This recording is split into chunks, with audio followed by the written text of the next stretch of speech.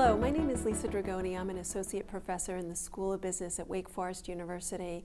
My colleague Dave Day, who's a chaired professor at the University of Western Australia, and I were asked by the Annual Review of Organizational Psychology and Organizational Behavior to summarize the state of research on leadership development.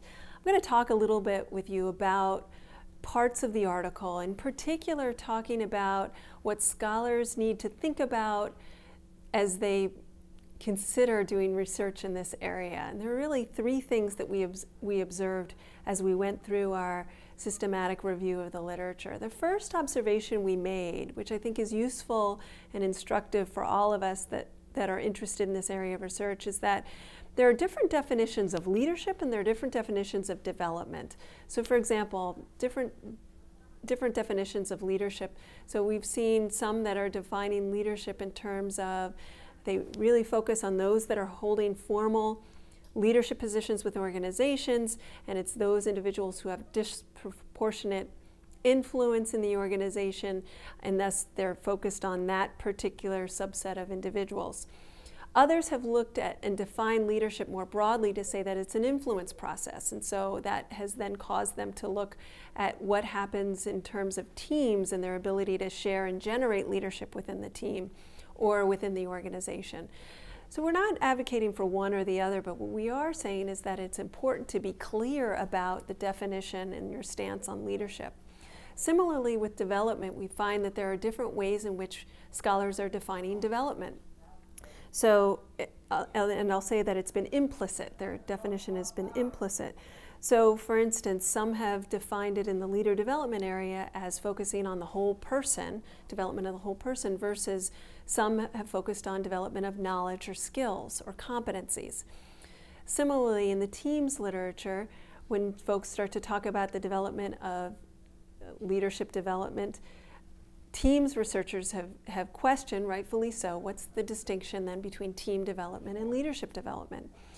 So all of this is to say is that we need to be clear about our definition of leadership, our definition of development, and also clarify then the intellectual heritage or history that's informing that particular view.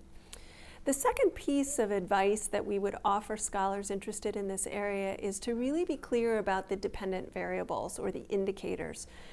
So one of the things we've tried to do in the article is talk about what sorts of things indicate an individual or a team or an organization is developing greater leadership capacity. And we've arrayed them over time. So what proximally should we see versus what should we see down the road?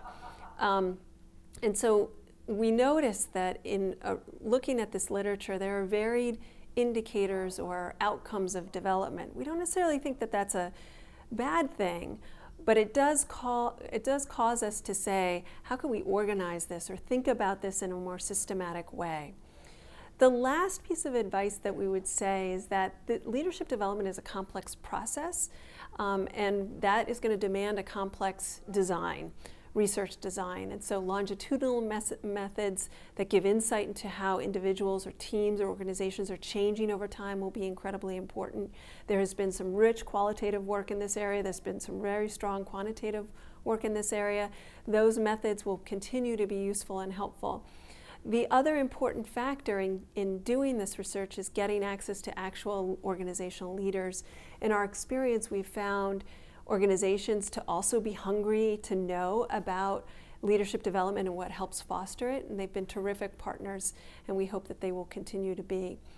So those are three pieces of advice that we would provide scholars interested in this area. One is be clear about the intellectual history and how you're defining leadership and leadership development. Two, be really clear about the outcomes and when they might be occurring within a longer time frame. And then three, be sure to be using a rigorous design.